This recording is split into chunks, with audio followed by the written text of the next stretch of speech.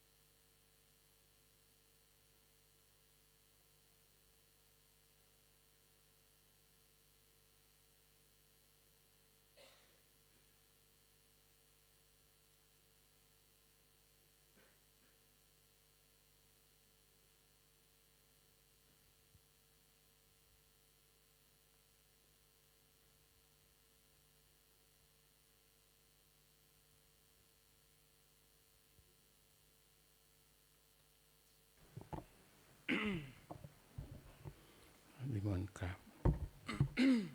อัญชลีวันทาอภิวาท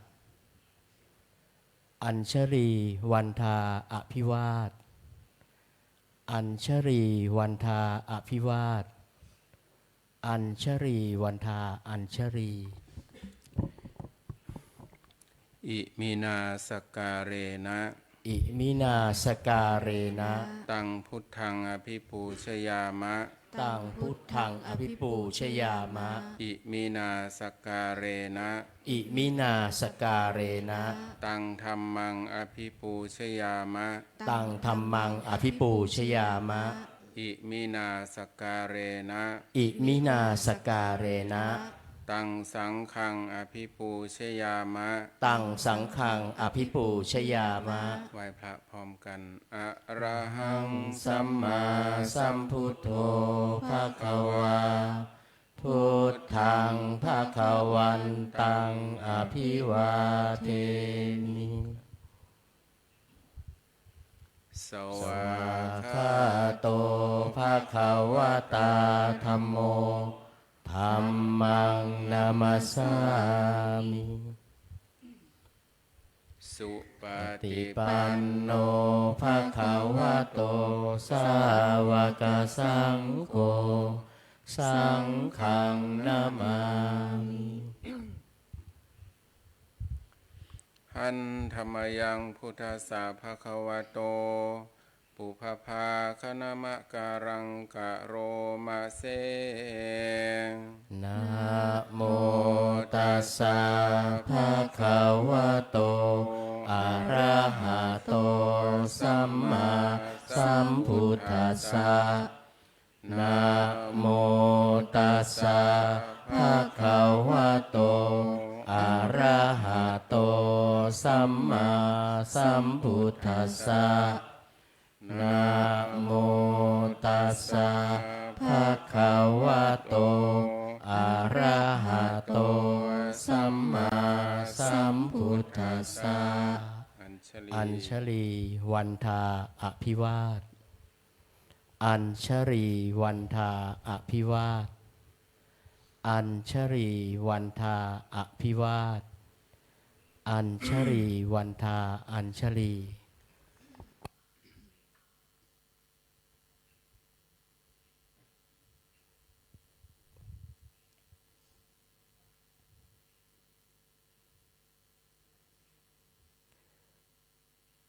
ขอนิมนต์พระภิกษุสงฆ์น้อมกราบท่านพระอาจารย์พระครูวินัยทรอินจันทร์กันโตภาโสพระวิปัสสนาจารย์สามเณรแม่ชีโยคีขอให้น้อมกราบทีหลังอัญชลีวันทาอภิวาทอัญชลีวันทาอภิวาทอัญชลีวันทาอภิวาทอัญชลีวันทาอัญชลีนิมนต์สามเณรเรียนเชิญคณะแม่ชีโยคีทุกท่าน น้อมกราบท่านพระครูวินัยธรอินจันทร์กันโตภาโสพระวิปัสสนาจารย์พร้อมกันค่ะอัญชลีวันทาอภิวาทอัญชลีวันทาอภิวาทอัญชลีวันทาอภิวาทอัญชลีวันทาอัญชลี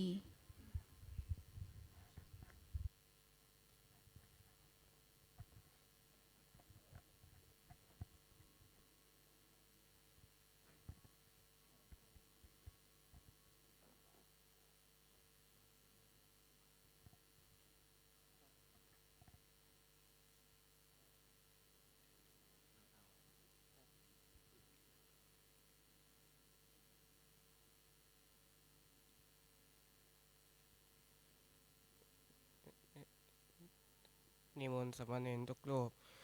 นั่งคุกเก่าและกราบพระอาจารย์และกล่าวอนาเสนพร้อมกันอัญชลีวันทาอภิวาทอัญชลีวันทาอภิวาทอัญชลีวันทาอภิวาทอัญชลีวันทาอัญชลีมยามพันเตสานาสีลังยาจามะผู้ติยัมปีมยัมพันเตสานาสีลังยาจามะสาติยัมปีมยัมพันเตสานาสีลังยาจามะนะโมตัสสะภะคะวะโตอะระหะโตสัมมาสัมพุทธัสสะนะโมตัสสะภะคะวะโตอะระหะโตสัมมาสัมพุทธัสสะนะโมตัสสะภะคะวะโตอะระหะโตสัมมาสัมพุทธัสสะ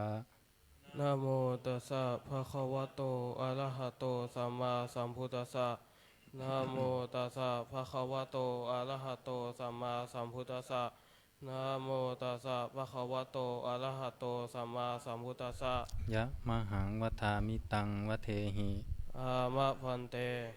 พุทธังสรณังคัจฉามิพุทธังสรณังคัจฉามิธัมมังสรณังคัจฉามิธัมมังสรณังคัจฉามิสังฆังสรณังคัจฉามิสังฆังสรณังคัจฉามิทุติยัมปิพุทธังสรณังคัจฉามิทุติยัมปิพุทธังสรณังคัจฉามิทุติยัมปิธัมมังสรณังคัจฉามิทุติยัมปิธัมมังสรณังคัจฉามิทุติยัมปิสังฆังสรณังคัจฉามิทุติยัมปิสังฆังสรณังคัจฉามิตติยัมปิพุทธังสรณังคัจฉามิตติยัมปิพุทธังสรณังคัจฉามิตติยัมปิธัมมังสรณังคัจฉามิตติยัมปิธัมมังสรณังคัจฉามิตติยัมปิสังฆังสรณังคัจฉามิตติยัมปิสังฆังสรณังคัจฉามิติสรณะขมนังนิธิตัง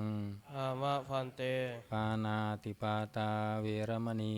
ปานาสิปาตาเวรมณีอทินนาทานาเวรมณีอทินนาทานาเวรมณีอพรหมจริยาเวรมณีอภรรมจาริยาเวรมณีมุสาวาทาเวรมณีมุสาวาทาเวรมณีสุราเมรยมัชฌปมาทฐานาเวรมณีสุราเมรยมัชฌปมาทฐานาเวรมณีวิกาลโภชนาเวรมณีวิกาลโภชนาเวรมณีนัจจะขีตวาทิตาวิสุกทัสสนาเวรมณี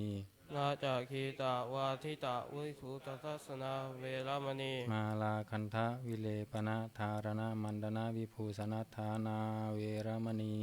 มาราคันทาวิเลปนะธารณมันตนะวิภูสนัฏฐานาเวรมณีอุจจาสยนะมหาสยนาเวรมณีอุจาสยนะมหาสยนาเวรมณีชาตรูปรัชตปฏิกหานาเวรมณีชาตารูปรัชตะปฏิฆานาเวรมณีอิมานิทัสสะสิกขาปทานิสมาธิยามิอิมานิทัสสะสิกขาปทานิสมาธิยามิหิมานิทัสสะสิกขาปทานิสมาธิยามิหิมานิทัสสะสิกขาปทานิสมาธิยามิอัญชลีวันทาอภิวาทอัญชลีวันทาอภิวาทอัญชลีวันทาอภิวาทอัญชลีวันทาอัญชลีเรียนเชิญคณะแม่ชีโยคีทุกท่านนั่งคุกเข่าค่ะกราบพระสมทานศีลพร้อมกันค่ะอัญชลีวันทาอภิวาท อัญชลี วันทา อภิวาท อัญชลี วันทา อภิวาท อัญชลี วันทา อัญชลี มะยังพันเต ติสระเนนะสหะ อัฏฐศีลานิยาจามะ ทุติยัมปิมะยังพันเต ติสระเนนะสหะ อัฏฐศีลานิยาจามะ ตติยัมปิมะยังพันเต ติสระเนนะสหะ อัฏฐศีลานิยาจามะ นะโมตัสสะภะคะวะโตอะระหะโตสัมมาสัมพุทธัสสะนะโมตัสสะภะคะวะโตอะระหะโตสัมมาสัมพุทธัสสะนะโมตัสสะภะคะวะโตอะระหะโตสัมมาสัมพุทธัสสะ นะโมตัสสะภะคะวะโตอะระหะโตสัมมาสัมพุทธัสสะนะโมตัสสะภะคะวะโตอะระหะโตสัมมาสัมพุทธัสสะนะโมตัสสะภะคะวะโตอะระหะโตสัมมาสัมพุทธัสสะ พุทธังสรณังคัจฉามิ พุทธังสรณังคัจฉามิ ธัมมังสรณังคัจฉามิ ธัมมังสรณังคัจฉามิ สังฆังสรณังคัจฉามิ สังฆังสรณังคัจฉามิ ทุติยัมปิพุทธังสรณังคัจฉามิ ทุติยัมปิพุทธังสรณังคัจฉามิ ทุติยัมปิธัมมังสรณังคัจฉามิ ทุติยัมปิธัมมังสรณังคัจฉามิ ทุติยัมปิสังฆังสรณังคัจฉามิ ทุติยัมปิสังฆังสรณังคัจฉามิ ตติยัมปิพุทธังสรณังคัจฉามิ ตติยัมปิพุทธังสรณังคัจฉามิ ตติยัมปิธัมมังสรณังคัจฉามิ ตติยัมปิธัมมังสรณังคัจฉามิ ตติยัมปิสังฆังสรณังคัจฉามิ ตติยัมปิสังฆังสรณังคัจฉามิ ติสรณะคมนังนิธิตัง อามะพันเต ปานาติปาตาเวรมณีสิกขาปะทังสมาธิยามิ ปานาติปาตาเวระมณีสิกขาปะทังสมาธิยามิ อทินนาทานาเวรมณีสิกขาปะทังสมาธิยามิ อทินนาทานาเวระมณีสิกขาปะทังสมาธิยามิ อพรัมมจริยาเวรมณีสิกขาปะทังสมาธิยามิ อพรหมจริยาเวระมณีสิกขาปะทังสมาธิยามิ มุสาวาทาเวรมณีสิกขาปะทังสมาธิยามิ มุสาวาทาเวระมณีสิกขาปะทังสมาธิยามิ สุลาเมรยมัชฌปมาทฐานาเวรมณีสิกขาปะทังสมาธิยามิ สุราเมรยมัชฌปมาทัฏฐานาเวระมณีสิกขาปะทังสมาธิยามิ วิกาละโภชนาเวรมณีสิกขาปะทังสมาธิยามิ วิกาละโภชนาเวระมณีสิกขาปะทังสมาธิยามิ นัจจะคีตวาทิตะวิสูกะทัศนะมาลาคันทะวิเลปนะธารณะมันดนะวิภูสนัทธานาเวรมณีสิกขาปะทังสมาธิยามิ นัจจะคีตะวาทิตะวิสุกะทัสนะมาลาคันทะวิเลปนะธารณะมันดนะวิภูสนัทธานาเวระมณีสิกขาปะทังสมาธิยามิ อุจจาสยนะมหาสยนาเวรมณีสิกขาปะทังสมาธิยามิ อุจจาสยนะมหาสยนาเวระมณีสิกขาปะทังสมาธิยามิ อิมานิอัฏฐสิกขาปทานิสมาธิยามิ อิมานิอัฏฐสิกขาปทานิสมาธิยามิอิมานิอัฏฐสิกขาปทานิสมาธิยามิอิมานิอัฏฐสิกขาปทานิสมาธิยามิ อิมานิอัฏฐสิกขาปทานิสีเลนะสุขติงยันติสีเลนะโภคสัมปทาสีเลนะนิพพุติงยันติตัสมาสีลังวิโสทะเย สาธุสาธุสาธุอัญชลีวันทาอภิวาทอัญชลีวันทาอภิวาทอัญชลีวันทาอภิวาทอัญชลีวันทาอัญชลี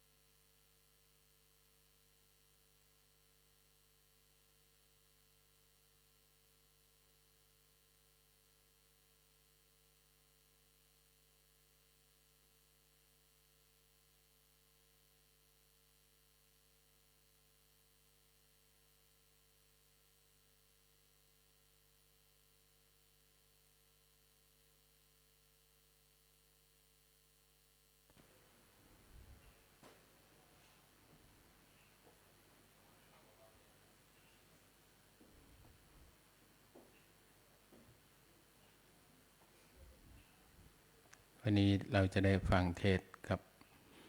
ท่านพระนุพสิทธิ์ฉายาเลยนะสัตต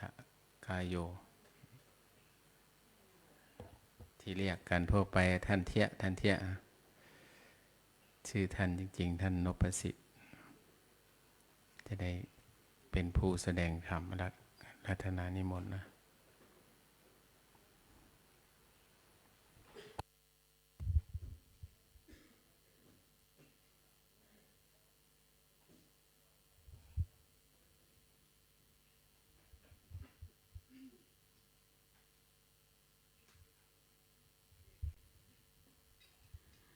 พระมาจะโลกาที่ปฏิสัมปติกาตัญชลีอานาทิวรังอายาจถาสันที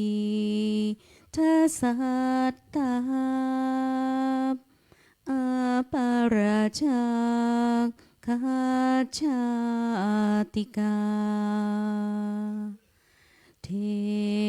เสธรรมังอนุกรรมปิมังปะชังเท้า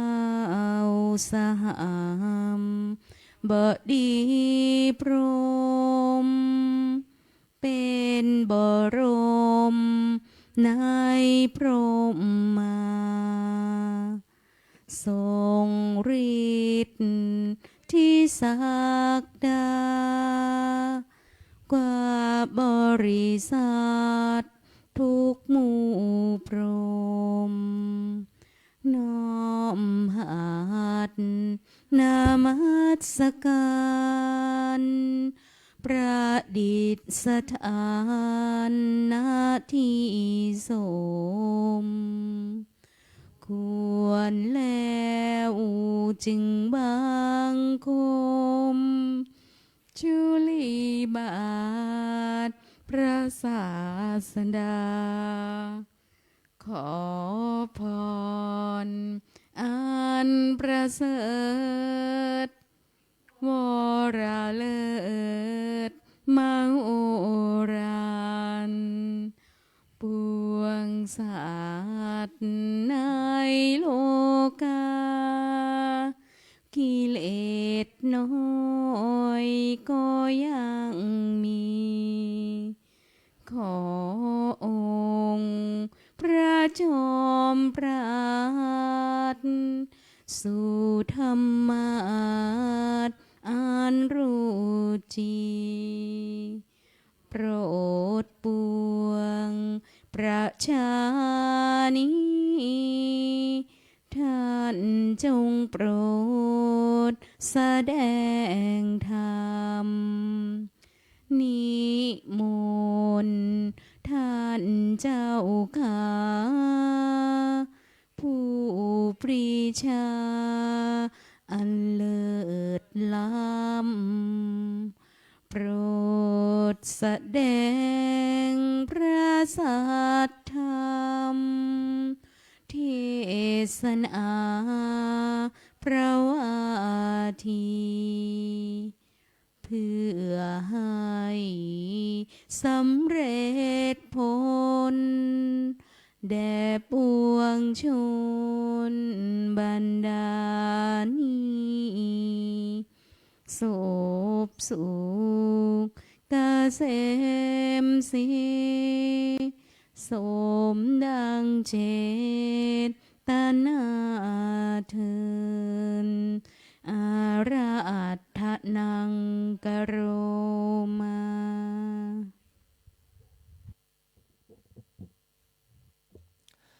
นะโม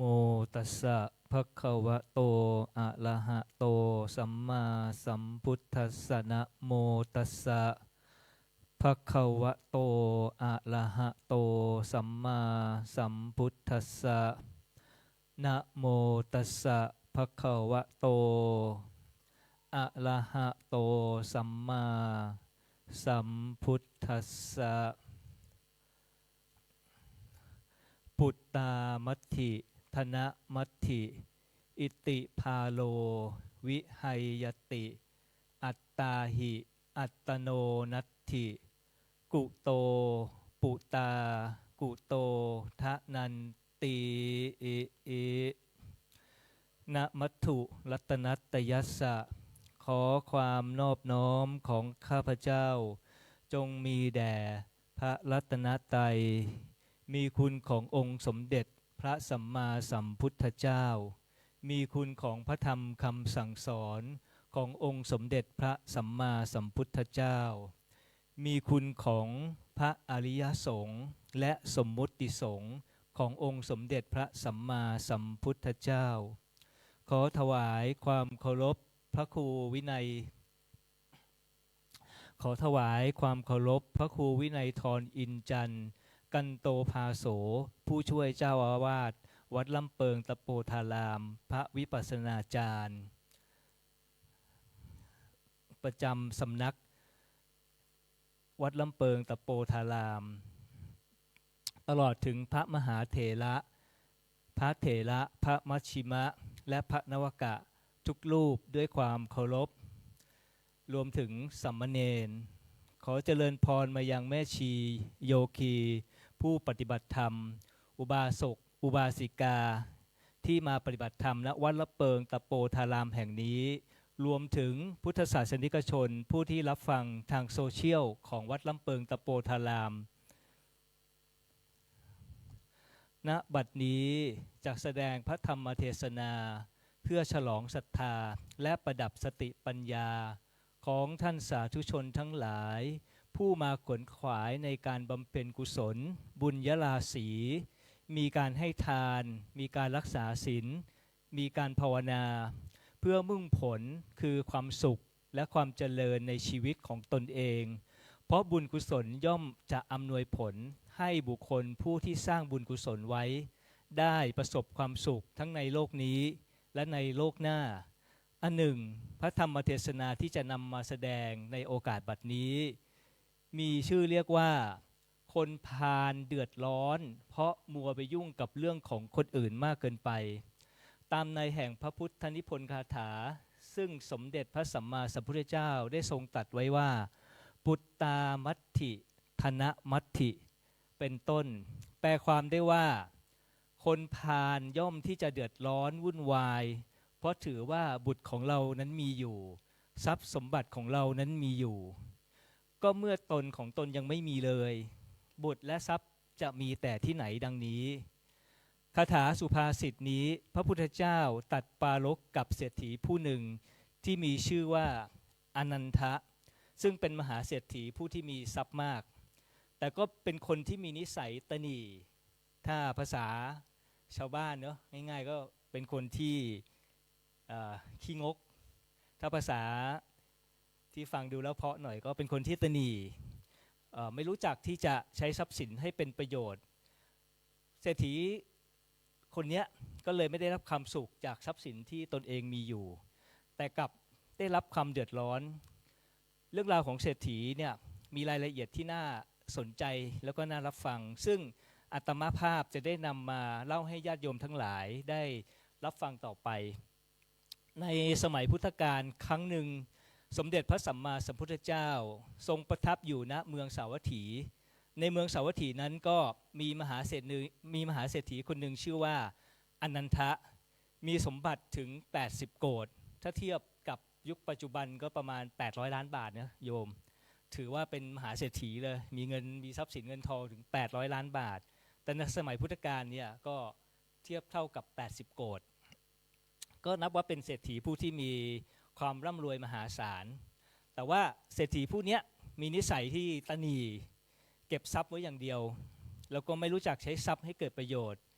เช่นไม่ใช้จ่ายเลี้ยงตนเองให้มีความสุขไม่ใช้จ่ายทำบุญ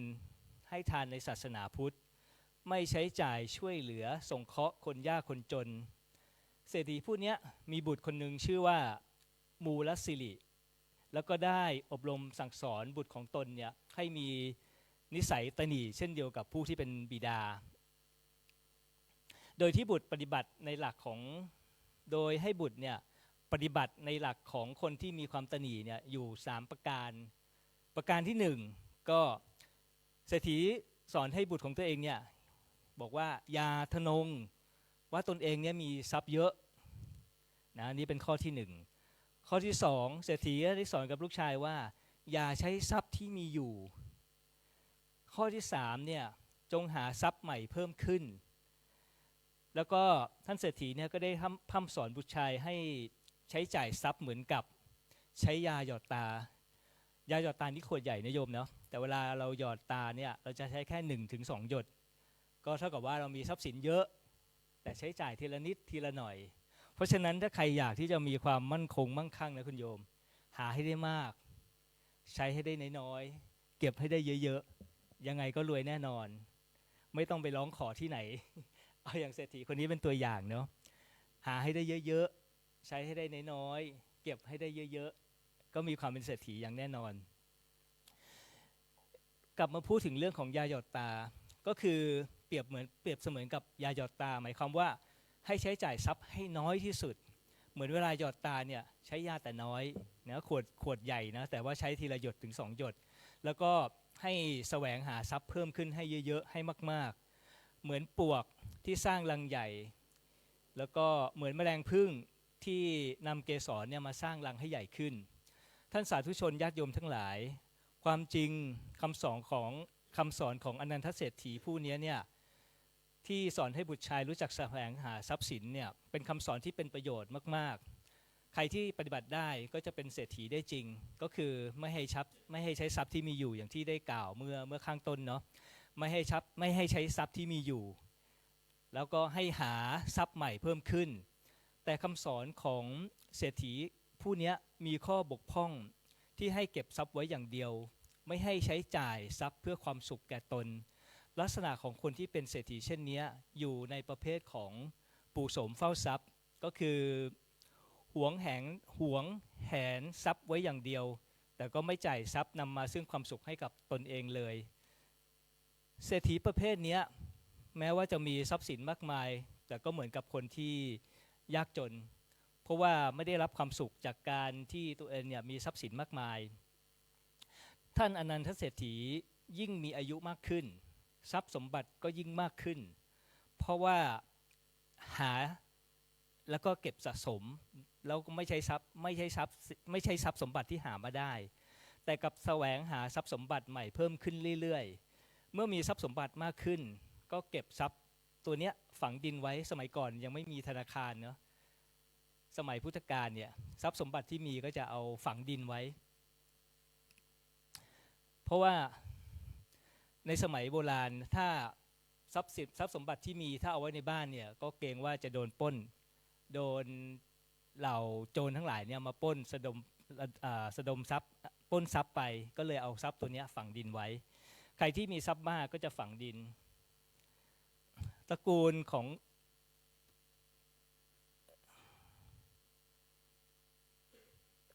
ท่านเศรษฐีเนี่ยก็ได้ฝังทรัพย์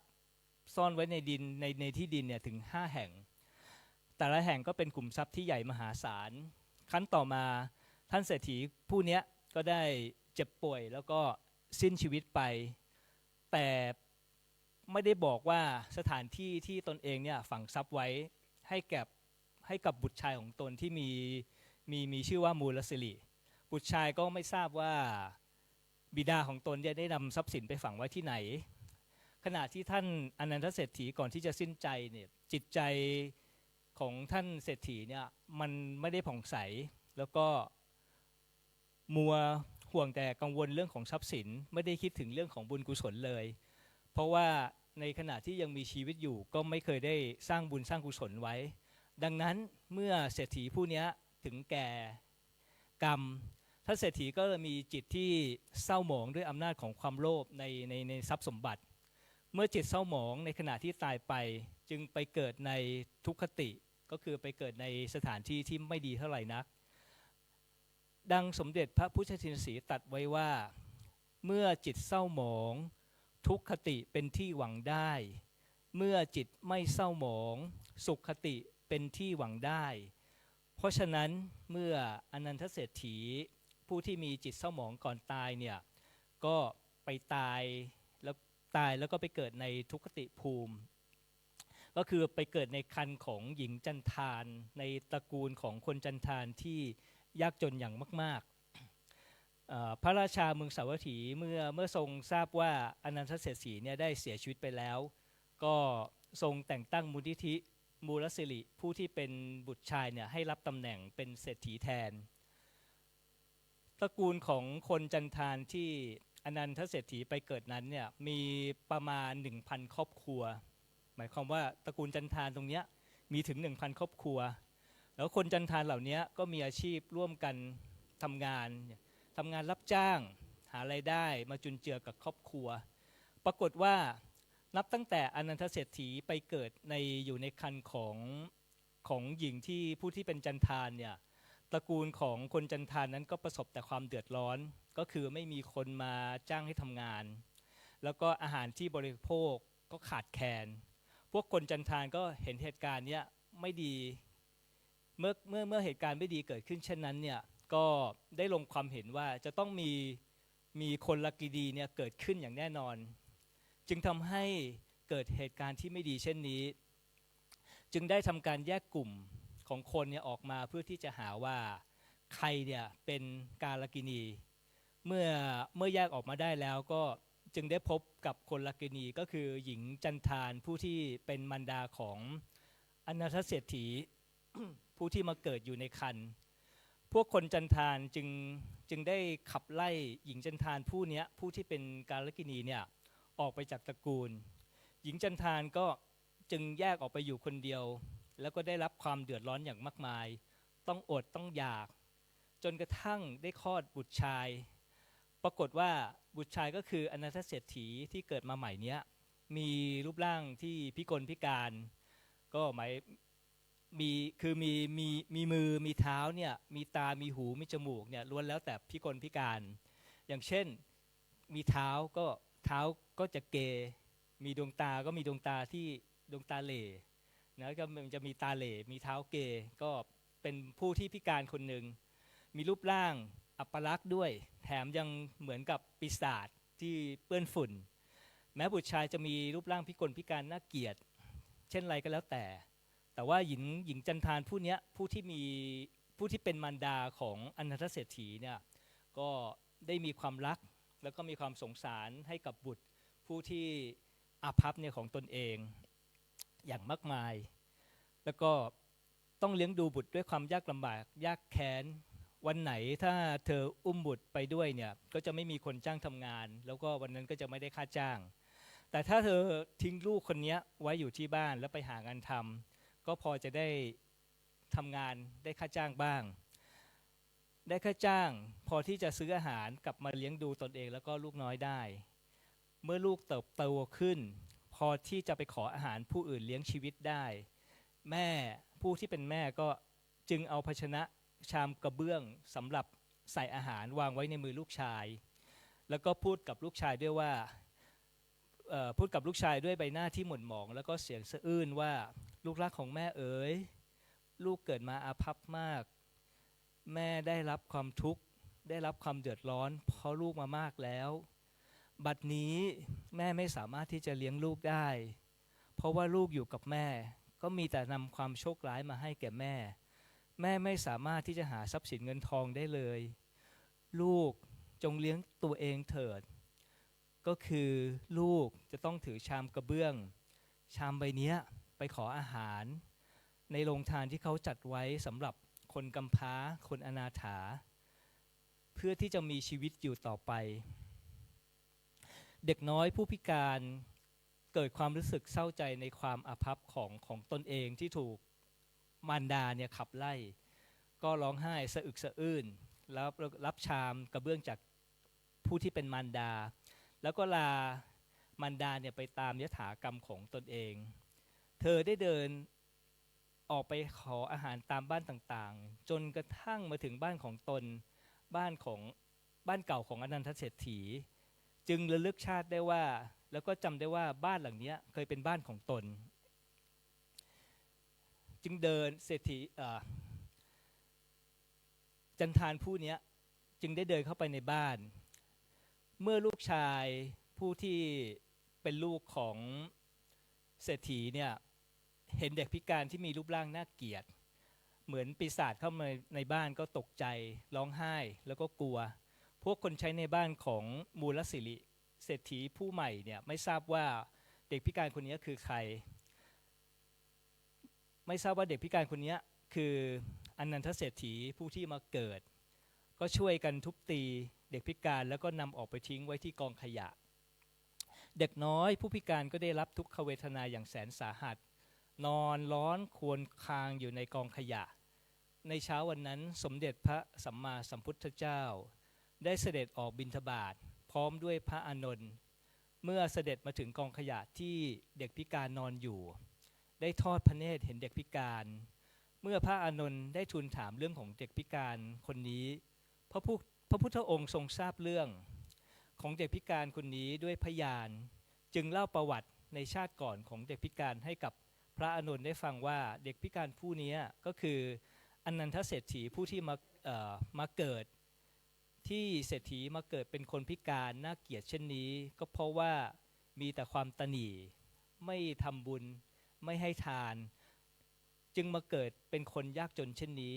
เมื่อพระอานนท์ได้ทราบเรื่องราวของเด็กน้อยผู้พิการเช่นนั้นจึงได้เรียนบูรสลิเศรษฐีผู้เป็นบุตรของอนันทเศรษฐีเนี่ยมาเฝ้าพระพุทธองค์ขณะนั้นมีประชาชนจำนวนมากมาประชุมกันเพื่อที่จะฟังเรื่องราวของเด็กพิการผู้นี้เมื่อมูลเศรษฐีเข้ามาเข้าเฝ้าพระพุทธเจ้าพระพุทธเจ้าทรงตรัสถามว่าเด็กพิการคนนี้หรือไม่ว่าเป็นใคร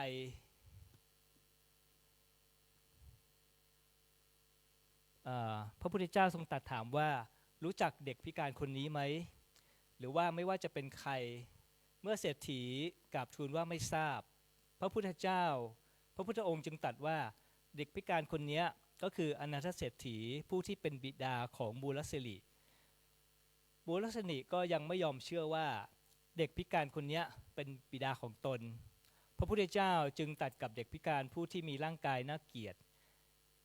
และได้รับบาดเจ็บเพราะว่าถูกทำร้ายจากคนในบ้านของมูลสิริเศรษฐีว่าดูก่อนอนันทเศรษฐีท่านจงบอกขุมทรัพย์ใหญ่5 ขุม 5 แห่งที่ท่านฝังไว้ให้กับมูลสิริเศรษฐีบุตรชายของท่านได้ทราบเดี๋ยวนี้เถิดเมื่อพระพุทธเจ้าได้ตัดเช่นนั้นเด็กน้อยพิการก็คืออนันทเศรษฐีผู้ที่มาเกิดก็บอกขุมทรัพย์เนี่ยทั้ง5 แห่งให้กับบุตรชายอย่างละเอียดว่าฝังไว้ที่ใดบ้างจึงทำให้มูลสิริเศรษฐีเนี่ยเชื่อว่าเด็กพิการคนนี้เป็นบิดาของตนแล้วก็เข้าไปกราบเด็กน้อยผู้ที่เคยเป็นบิดาของตนในชาติก่อนร้องไห้ค่ำควรที่เห็นบิดาของตนเนี่ยมาเกิดเป็นคนอภัพเช่นนี้เมื่อเด็กน้อยพิการผู้เคยเป็นอนันทเศรษฐีมาก่อนเนี่ยก็ร้องไห้ที่ได้มาพบกับบุตรชายของตนเมื่อมูลสิริเศรษฐีค่อยคลายความโศกเศร้าแล้วก็เข้ามากราบถวายบังคมพระพุทธเจ้าแล้วก็นับถือพระพุทธองค์เป็นที่ตั้งแต่บัดนั้นเป็นต้นมาเพราะตระกูลของเขาไม่เคยได้นับถือพุทธศาสนาเลยพระพุทธเจ้าได้ทรงแสดงพระธรรมเทศนาโปรดมูลสิริเศรษฐีและประชาชนจำนวนมากที่มาประชุมอยู่ณที่นั้นเนี่ยพระคาถาที่พระพุทธองค์ทรงนำมาเทศนาในโอกาสนี้ก็คือเรื่องของคนพาลเดือดร้อนเพราะมัวไปยุ่งเกี่ยวกับเรื่องของคนอื่นมากเกินไปดังที่อาตมาภาพได้นำมาแสดงเป็นหัวข้อเทศนาในตอนต้นอาตมาใคร่ขออธิบายข้อความแห่งพระคาถานี้เพื่อเป็นข้อปฏิบัติสำหรับญาติโยมสาธุชนโดยสังเขปดังต่อไปนี้ข้อความในพระคาถาที่ว่าคนพาลย่อมเดือดร้อนวุ่นวายเพราะถือว่าบุตรชายของเรามีอยู่ทรัพย์ของเรามีอยู่หมายความว่าบุคคลผู้ที่เป็นคฤหัสถ์ครองเรือนเมื่อประกอบการงานมีทรัพย์สินพอสมควรแล้วก็พยายามใช้ทรัพย์สินสร้างความสุขแก่ตนเช่นใช้ทรัพย์สินจัดหาปัจจัย4ได้แก่อาหารเครื่องนุ่งห่มที่อยู่อาศัยแล้วก็ยารักษาโรคเพื่อที่จะมาบำรุงตนและก็ครอบครัวให้มีความสุขไม่ปล่อยชีวิตของตนและครอบครัวให้อยู่อย่างแล้งแค้นในทั้งที่มีทรัพย์สินเงินทองมากมายใช้จ่ายทรัพย์ช่วยสงเคราะห์คนอื่นเช่นคนยากจนให้มีความสุขและที่สำคัญก็คือใช้จ่ายทรัพย์ทำบุญในศาสนาพุทธเพื่อที่จะได้อาศัยอานิสงส์ของบุญกุศลที่สร้างไว้ในชาตินี้เนี่ยไปสร้างความสุขในชาติหน้าด้วยขอให้ญาติโยมทั้งหลายที่ทำงานเหน็ดเหนื่อยเลี้ยงลูกเติบโตให้มีความสุขก็ควรที่จะนึกถึงตัวเองบ้างอย่าไปวุ่นวายกับเรื่องของลูกหลานเรื่องของคนอื่นมากเกินไปนักไม่ใช่ว่ามีทรัพย์สินแล้วก็มอบให้ลูกหลานให้ใช้ให้หมดตัวเราก็ต้องแบ่งทรัพย์สินเนี่ยของเราไว้ใช้จ่ายเพื่อในการสร้างบุญสร้างกุศลเพื่อสร้างความสุขแก่ตนเองทั้งในชาตินี้แล้วก็ชาติหน้าคนที่มั่งมีทรัพย์สินเงินทองแล้วถ้าไม่รู้จักใช้จ่ายทรัพย์สินเพื่อสร้างความสุขให้แก่ตนเองก็ต้องได้รับความเดือดร้อนไม่ได้รับความสุขจากทรัพย์สินของตนที่มีอยู่อย่างเช่นอนันทเศรษฐีที่ได้นำมาเล่าให้ญาติโยมฟังแม้มีทรัพย์มากมายถึง80 โกฏแต่ไม่ได้ใช้จ่ายทรัพย์ทำบุญกุศลแทนที่จะได้ไปเกิดในสุคติเช่นไปเกิดในสวรรค์เนี่ยหรือไปเกิดในตระกูลที่ร่ำรวยเป็นมหาเศรษฐีอย่างเดิมแต่กลับต้องไปเกิดในตระกูลที่ยากจนแล้วก็เป็นคนที่มีรูปร่างพิกลพิการไม่สมประกอบทั้งนี้ก็เพราะว่าอนันทเศรษฐีเนี่ยไม่ได้นำทรัพย์สมบัติมาใช้ให้เป็นประโยชน์ก็คือไม่ได้นำมาสร้างบุญกุศลไว้เมื่อตายจากโลกมนุษย์ไปแล้วจึงไม่มีอานิสงส์ของบุญที่จะนำไปเกิดในสุคติสำหรับข้อความในพระคาถาที่ว่าก็เมื่อตนของตนยังไม่มีบุตรและทรัพย์จะมีแต่ที่ไหน หมายความว่ามนุษย์ที่เกิดมาบนโลกใบนี้เราเกิดมาเพียงอาศัยอยู่เพียงชั่วคราวเท่านั้นทุกคนที่เกิดมาแล้วทุกคนต้องตายไม่มีใครที่จะอยู่บนโลกนี้ได้ตลอดทุกคนไม่มีใครที่จะหนีความตายได้พ้นจุดสุดท้ายของชีวิตทุกคนก็คือความตายชีวิตของแต่ละคนเนี่ยอยู่ได้อย่างมากก็ไม่เกิน100 ปีพระพุทธเจ้าจึงทรงสอนว่าคนเราเนี่ยเมื่อเกิดขึ้นมาแล้วเนี่ยชีวิตจะต้องตกอยู่ในอำนาจของไตรลักษณ์ก็คือลักษณะ3ประการลักษณะของไตรลักษณ์ก็คืออนิจจังทุกขังแล้วก็อนัตตาอนิจจังก็ได้แก่ความไม่เที่ยงถ้าจะสังเกตง่ายๆอธิบายให้เข้าใจง่ายๆสังเกตร่างกายเราเป็นตัวอย่างได้วันแรกที่เราเกิดมาเนี่ยเราเป็นเบบี้เนาะเราเป็นเด็กน้อยเราเป็นเด็กทารกถามว่าความเป็นเด็กทารกอยู่กับเราได้นานมากน้อยแค่ไหนจากวันแรกที่เราเกิดมาจนถึงวันนี้เนี่ยเรามีอายุเท่าไหร่แล้วความเป็นเด็กทารกได้หายไปความเป็นเด็กวัยรุ่นได้หายไปความเป็นเด็กประถมมัธยมก็ได้หายไปจนถึงวันนี้นี่ถามว่าร่างกายเรามีอะไรบ้างที่มันคงอยู่กับเรา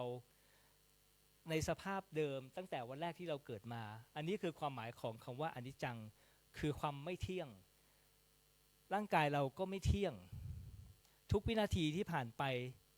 หมายความถึงความเสื่อมของร่างกายเราแล้วความเที่ยงของร่างกายเราอยู่ตรงไหนอันนี้คือกฎข้อที่1อนิจจังทุกขังทุกขังในความหมายของศาสนาก็คือสิ่งที่ทนอยู่ในสภาพนั้นได้ไม่นานถามว่าร่างกายเราทำไมถึงเป็นทุกข์วันแรกที่เราเกิดมาจนถึงวันนี้เรามีในช่วงเวลาของแต่ละช่วงของชีวิตเนี่ยด้วยเวลาที่จำกัดนั่นหมายความว่าสิ่งที่เป็นตัวตนของเราเนี่ยอยู่ในสภาพที่เป็นเช่นนั้นเนี่ยอยู่ได้ไม่นานเป็นเด็กทารกก็อยู่ได้ชั่วระยะเวลาหนึ่งเป็นเด็กประถมเด็กมัธยมเด็กมหาลัยวัยทำงานก็อยู่ได้ชั่วระยะเวลาหนึ่งจนถึงตอนนี้เราอายุเท่าไหร่แล้วอันนี้ในความหมายของคำว่าทุกขังอนัตตาได้แก่ความไม่มีตัวตนเช่นตัวของเราเนี่ย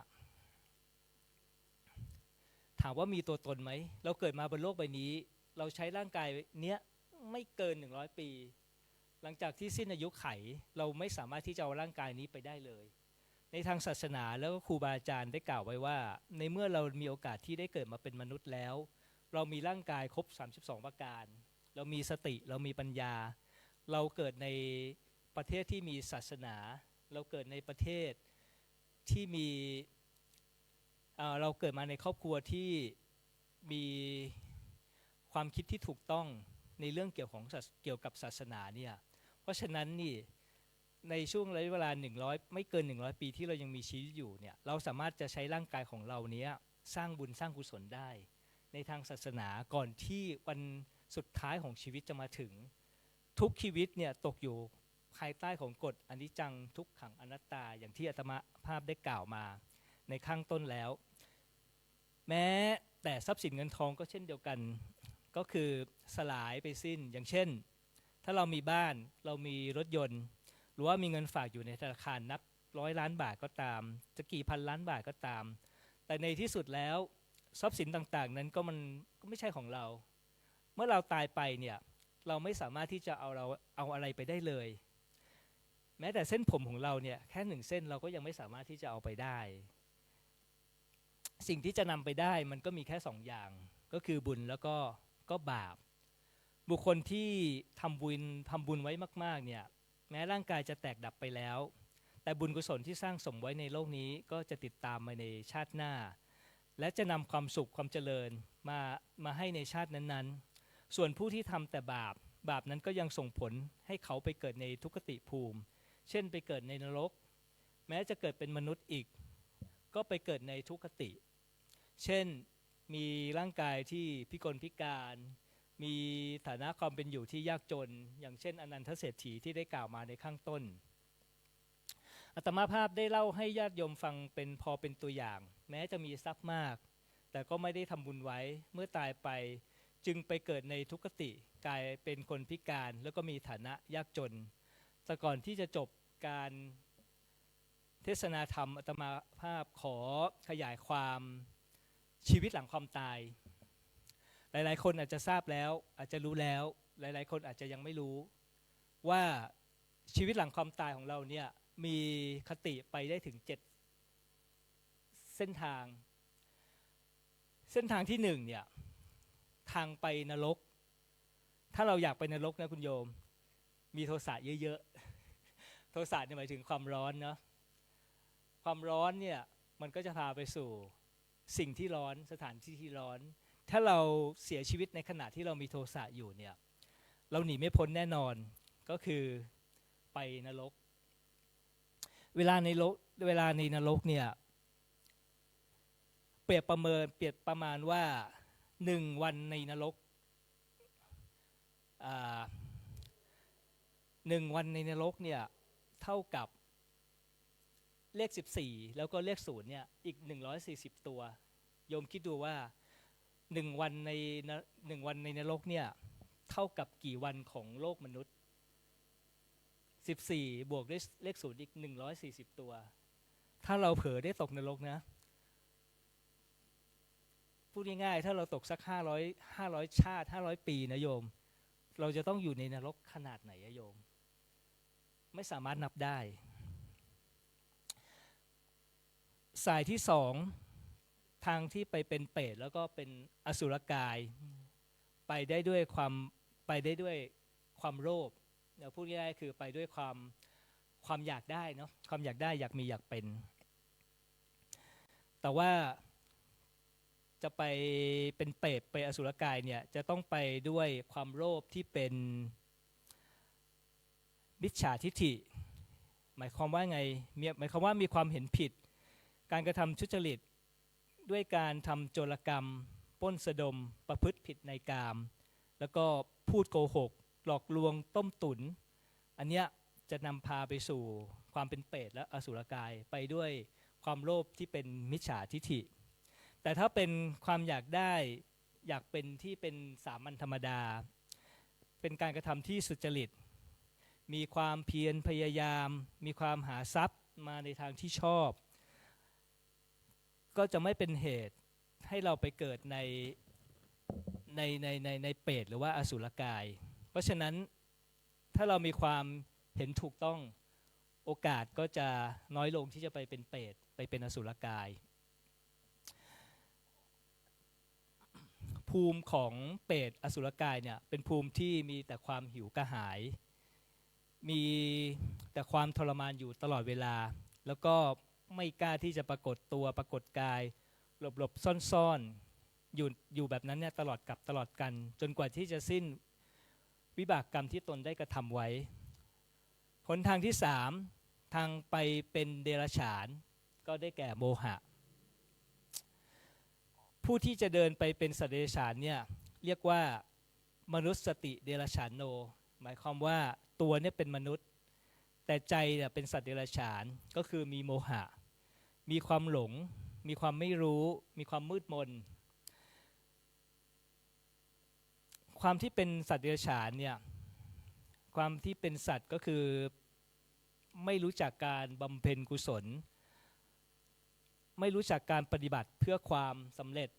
เพื่อการบรรลุมรรคผลอันนี้เป็นหนทางที่จะไปเป็นเดรัจฉานสายทางที่4กลับมาเป็นมนุษย์การที่เรากลับมาเป็นมนุษย์ได้ด้วยอานิสงส์ของการรักษาศีล5บางคนเกิดมาชาตินี้มีอายุสั้นบางคนเกิดมามีอายุยาวบางคนเกิดมาเจ็บไข้ได้ป่วยเป็นโรคร้ายบางคนเกิดมามีทรัพย์สินเงินทองมากมายก็ด้วยอานิสงส์ของศีล5ที่เรารักษาไว้ตามแต่กำลังของแต่ละข้อที่เราได้รักษาไว้หนทางต่อไปการที่เราจะได้ไปเกิดในสวรรค์ก็ได้แก่มหากุศล8ประการมหากุศล8ประการมีอะไรบ้างประการที่1เวลาที่เราทำบุญเนี่ยเรามีความดีใจเรามีความปรารถนาให้ได้มรรคผลนิพพานแล้วก็ทำบุญเอง ไม่ได้มีใครมาชักชวน อันนี้เป็นอานิสงส์ที่สูงที่สุดทำบุญเพื่อที่จะให้ได้มรรคผลนิพพาน โดยที่ไม่มีผู้ใดมาชักชวนทำแล้วมีความสุขทำด้วยตัวเองอานิสงส์ก็ถ้ายังไม่ได้ไปเกิดในสวรรค์กลับมาเกิดเป็นมนุษย์เนี่ยก็จะเป็นมนุษย์ที่มีทรัพย์สินเงินทองมากมายไม่อดไม่อยากแล้วก็สามารถที่จะปฏิบัติวิปัสสนากรรมฐานบรรลุมรรคผลนิพพานได้มหากุศลประการที่สองเวลาที่เราทำบุญเรามีความดีใจเรามีความปรารถนาให้ได้มรรคผลนิพพานเช่นกันแต่ว่าเราไม่คิดที่จะทำบุญเองมีผู้อื่นมาชักชวนให้เราทำบุญอันนี้เป็นผลระดับที่สองระดับแรกอันดับแรกก็คือทำด้วยตัวเองอันดับที่สองมีผู้อื่นมาชักชวนให้เราทำบุญในขณะที่เราทำบุญเรามีความดีใจเราปรารถนามรรคผลนิพพานถ้าไปเกิดเป็นเทวดาก็จะได้รับความสุขถ้ากลับมาเกิดเป็นมนุษย์อีกก็จะมีทรัพย์สินเงินทองแล้วก็สามารถปฏิบัติธรรมเพื่อที่จะบรรลุมรรคผลนิพพานได้ในชาตินั้นๆมหากุศลลำดับที่3เวลาที่เราทำบุญเรามีใจเฉยๆแต่ว่าเราปรารถนามรรคผลนิพพานทำบุญเองไม่มีใครมาชักชวนผู้ที่ทำบุญเช่นนี้เนี่ยก็จะเป็นผลลำดับที่3สามารถที่จะไปเกิดเป็นมนุษย์ก็ได้ไปเกิดเป็นเทวดาก็ได้ถ้าไปเกิดเป็นมนุษย์ก็จะร่ำรวยมั่งคั่งสมบูรณ์มั่งมีสีสุขแล้วจะมีสติปัญญาเป็นระดับที่3เพราะยังมีคนที่ดีกว่าเก่งกว่าเฉียบแหลมกว่าหากเจริญกรรมฐานก็จะได้ฌานหากออกเจริญวิปัสสนากรรมฐานก็จะได้มรรคผลนิพพานในชาตินั้น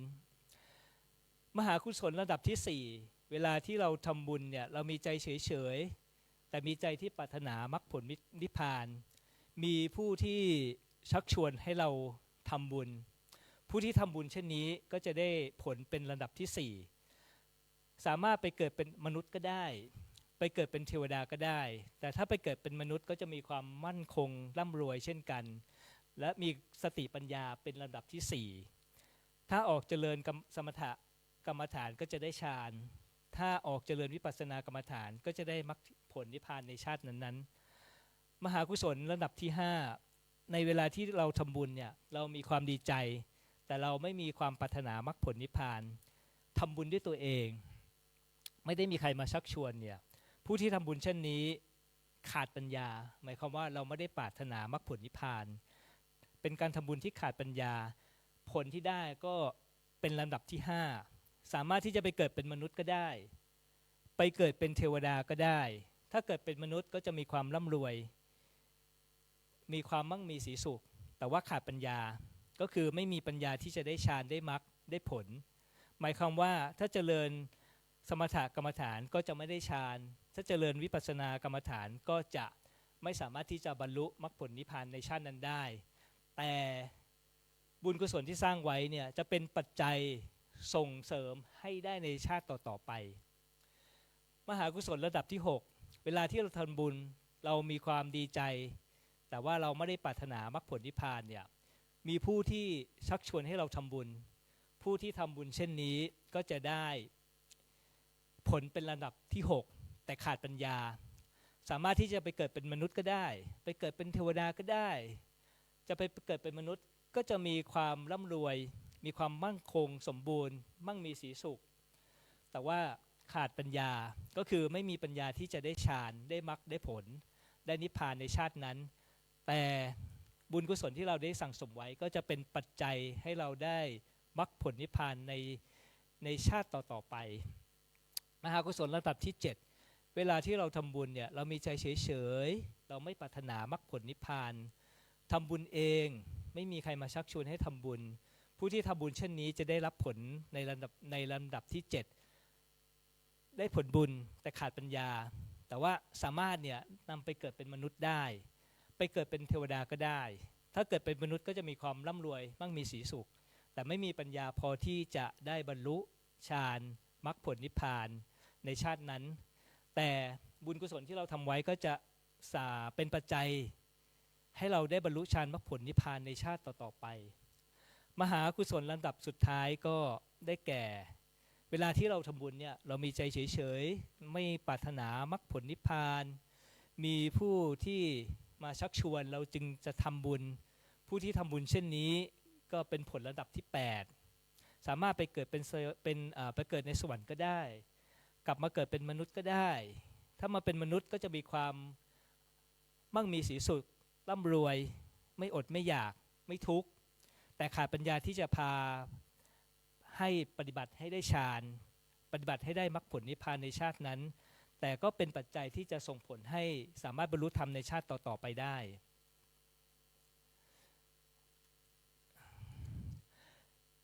เมื่อลมหายใจสุดท้ายสิ้นสุดลงพันกายหยาบนั้นพันสลายไปกับดินทรายเหลือเพียงดวงจิตวิญญาณอาจหารท้าทายโลกใบใหม่ที่รอคอยอยู่เบื้องหน้าผลกรรมที่ได้กระทำไว้แต่ปางก่อนเป็นเครื่องนำพาอดีตพ้นผ่านดั่งใจหมายสู่สุขสงบหรือทุกข์ระทมไม่รู้พ้นไปได้ยากแต่ธรรมะคือแสงสว่างนำทางให้เราเดินบนหนทางที่ถูกต้องและหลุดพ้นจากบ่วงกรรมจิตใจผ่องใสไร้ความกังวลดังนั้นสาธุชนญาติโยมทั้งหลายจงอย่าได้ประมาทจงพยายามสร้างสมบุญกุศลให้ตนไว้มากๆเพื่อที่บุญกุศลนั้นเนี่ยจะได้อำนวยความสุขให้แก่ตนเองทั้งในชาตินี้และในชาติหน้าการแสดงพระธรรมเทศนาในเรื่องคนพาลเดือดร้อนเพราะมัวไปยุ่งเกี่ยวกับเรื่องของคนอื่นมากเกินไปก็มีในดังพรรณนามาแล้วด้วยประการละชนี้ในอวสานแห่งพระธรรมเทศนาอาตมภาพขออาราธนาคุณพระศรีรัตนตรัยและอำนวยบุญกุศลที่ท่านสาธุชนทั้งหลายได้ร่วมบำเพ็ญในโอกาสนี้จงเป็นบารมีปกป้องคุ้มครองสัพพะอุปัฏฐวันตรายทั้งมวลขอให้ท่านทั้งหลายจงประสบแต่ความสุขสิริสวัสดิ์พิพัฒน์มงคลสมบูรณ์พูนผลในสิ่งที่มุ่งมั่นปรารถนาอันเป็นไปโดยชอบธรรมทุกประการเทินเอวังก็มีด้วยประการละชนี้หันธรรมยังสาธุกรังกโรมาเซสาธุสาธุสาธุอหังพุทธันจะธัมมันจะสังฆันจะสรณังคตาอุปาสิกตังเทเสสิงภิกขุสังคัสสะสัมมุขาเอตังเมสรณังเขมังเอตังสรณมุตตมังเอตังสรณมาคมะสัพพทุกขาปมุญเจเรยะถาพลังเจริยาหังสัมมาสัมพุทธศาสนังทุกขนิสรณเสวะภาคีนิสสะอนาคเตกายเยนะวาจายะวเจตสาวาพุทเทกุกัมมังปะกะตังมะยายังพุทโธปฏิคันหตุอัจจยันตังกาลันตเรสังวริตุงวะพุทเทกราบกายเยนะวาจายะวเจตสาวาธัมเมกุกัมมังปะกะตังมะยายังกาลันตเรสังวริตุงวะธัมเมกราบกายเยนะวาจายะวเจตสาวาสังเคกุกัมมังปะกะตังมะยายังสังโฆปฏิคันหตุอัจจยันตังกาลันตเรสังวริตุงวะสังเคกราบ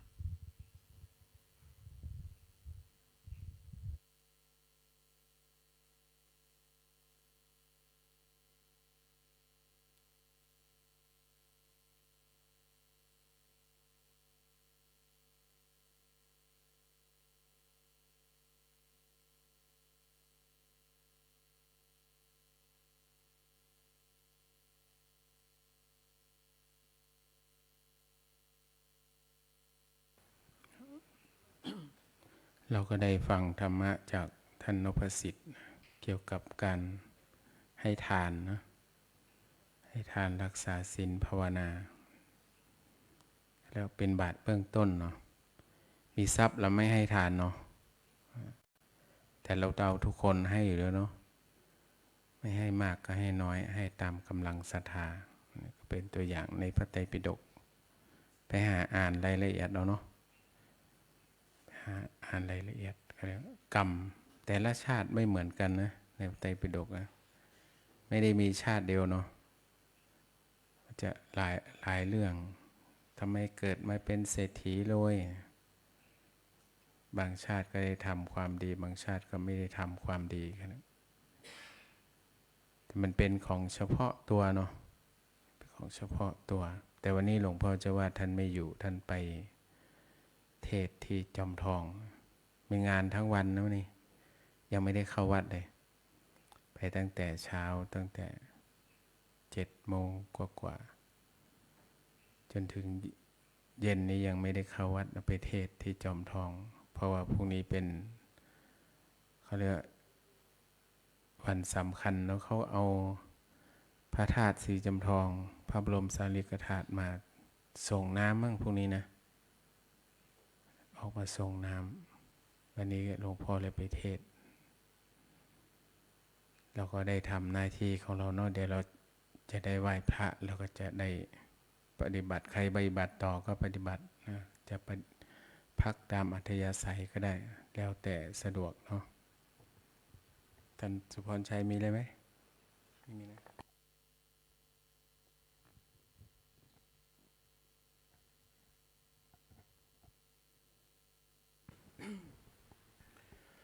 อะระหังสัมมา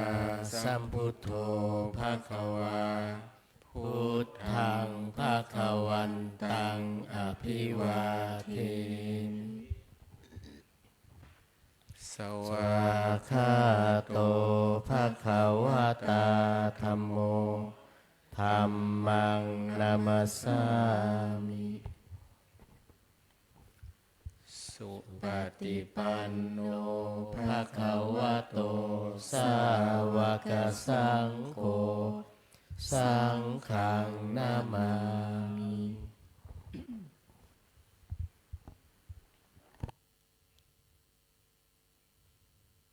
ขอนิมนต์พระภิกษุสงฆ์น้อมกราบท่านพระอาจารย์พระครูวินัยธรอินจันทร์กันโตภาโส